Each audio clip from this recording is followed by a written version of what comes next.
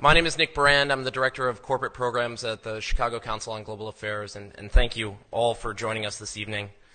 I'd like to take this opportunity to welcome George Fridman to the Chicago Council. I believe it's his first time here, so thank you so much for being with us. No place is really pacific for very long. I mean, neither the United States, we have constant wars, okay? Europe will, I suspect, not return to the 31 years, but it will return to humanity. They will have their wars, they will have their peace, they will live their lives.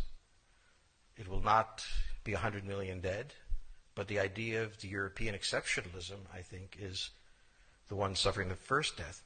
There will be conflict. There was conflict in Yugoslavia, and there's certainly conflict now in Ukraine.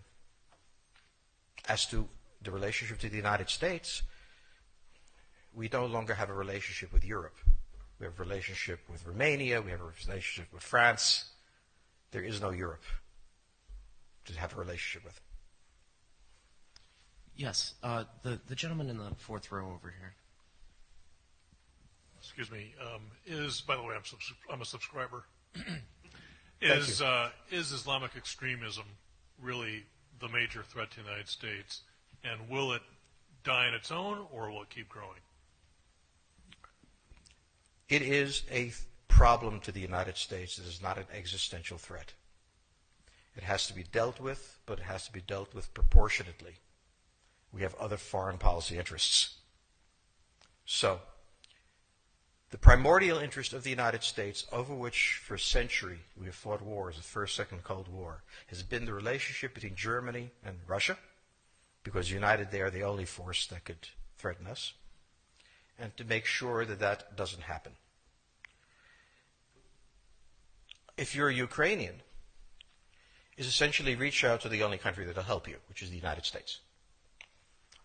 Last week, 10 days ago, General Hodges, Commander U.S. Army Europe, visited Ukraine.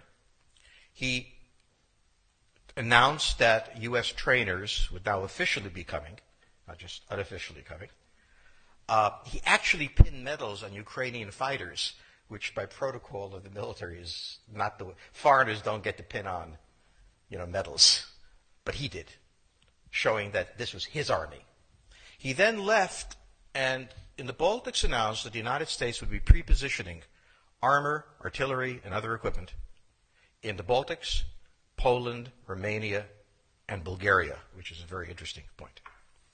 So the United States, and now yesterday the United States announced that it would be sending weapons. Tonight, of course, they denied it, but they are. The weapons will go. In all of this, the United States has acted outside the context of NATO. Because NATO has to have a 100% vote. Any one country can veto anything. And the Turks will veto it just for giggles. The point is that the United States is prepared to create a cordon sanitaire around Russia. Russia knows it. Russia believes that the United States intends to break the Russian Federation. I think that, as Peter Lorre put it, we don't want to kill you, we just want to hurt you a little bit. Either way, we are back at the old game. And if you go ask a Pole or a Hungarian or a Romanian, they live in a totally different universe from a German. And they live in a totally different universe from a Spaniard. So there is no commonality in Europe. But if I were a Ukrainian, I would do exactly what they're doing. Try to draw the Americans in. All right, next question, please. The United States has a fundamental interest. It controls all the oceans of the world. No power has ever done that. Because of that, we get to invade people and they don't get to invade us. It's a very nice thing. Maintaining control of the sea and control of space is the foundation of our power. The best way to defeat an enemy fleet is to not let it be built. The way the British managed to make certain that no European power could build a fleet was to make sure the Europeans were at each other's throats. The policy that I would recommend is the one that Ronald Reagan adopted toward Iran and Iraq.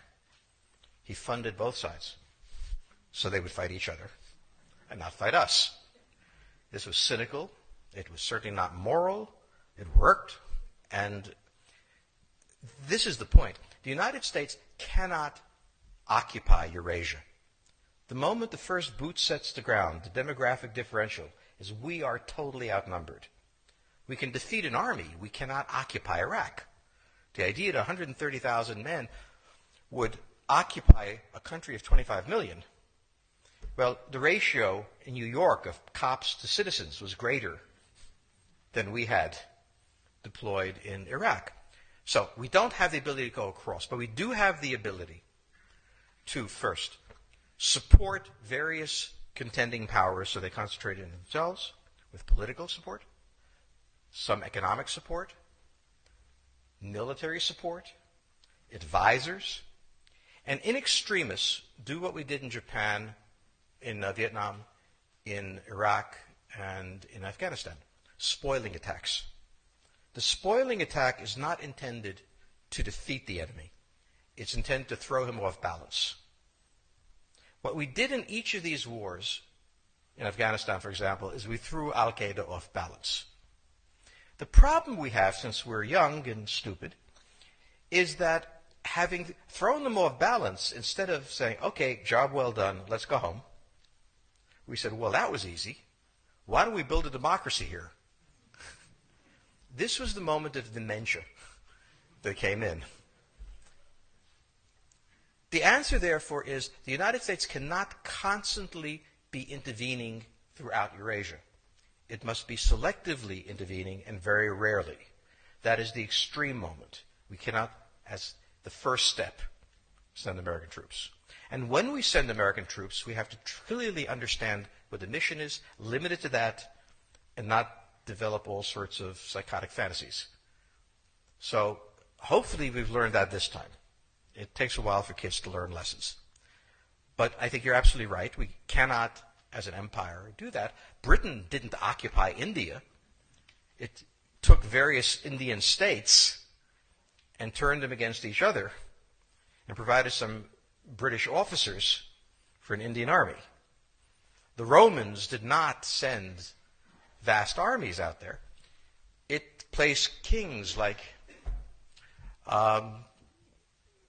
various kings it created under the emperor, and those kings were responsible for maintaining the peace. Pontius Pilate was an example. So empires that are directly governed by the empire, like the Nazi Empire, fail. No one has that much power. You have to have a level of cleverness. However, our problem is not yet that. It is actually admitting that we have an empire. So we haven't even gotten to that point where we don't think we can kind of go home and it'll be over and done. And so we're not even ready for chapter 3 of the book. Next question, please. Yes, the gentleman right here in the fourth row.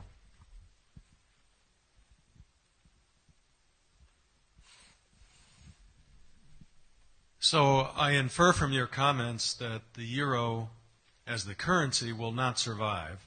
The question on the table for the Russians is, will they retain a buffer zone that's at least neutral? Or will the West penetrate so far into Ukraine that they're 70 miles away from Stalingrad and 300 miles away from Moscow? For Russia, the status of Ukraine is an existential threat. And the Russians cannot let go. For the United States, in the event that Russia holds onto the Ukraine, where will it stop? Therefore, it's not an accident that General Hodges, who's been appointed to be blamed for all of this, is talking about prepositioning troops in Romania, Bulgaria, Poland, and the Baltics. This is the intermarium, from the Black Sea to the Baltic that Pilsudski dreamt of. This is the solution for the United States.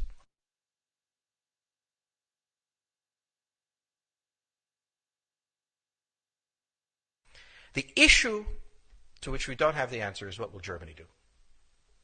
So the real wild card in Europe is that as the United States builds its cordon sanitaire, not in Ukraine, but to the west, and the Russians try to figure out how to leverage the Ukrainians out, we don't know the German position.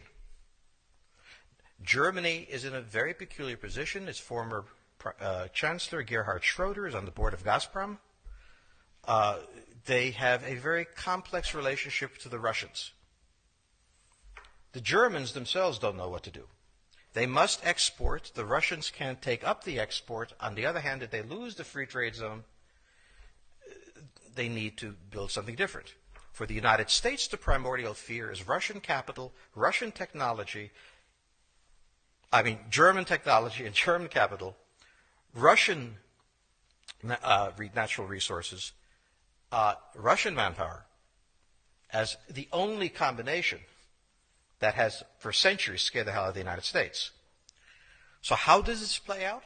Well, the U.S. has already put its cards on the table. It is the line from the Baltics to the Black Sea.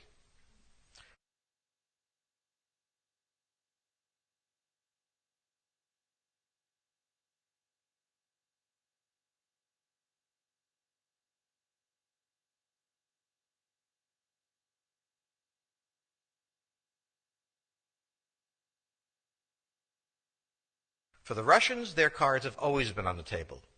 They must have at least a neutral Ukraine, not a pro-Western Ukraine.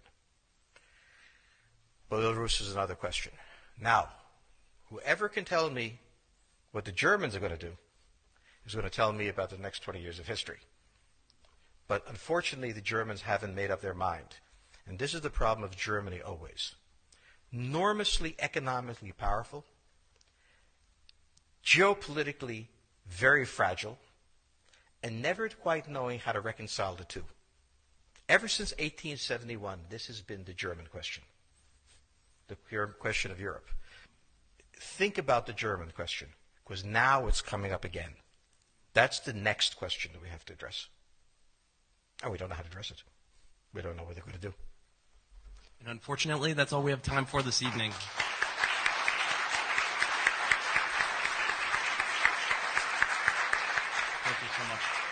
Thank you so much, George Fridman. He'll be signing copies of his book in the rear of the room.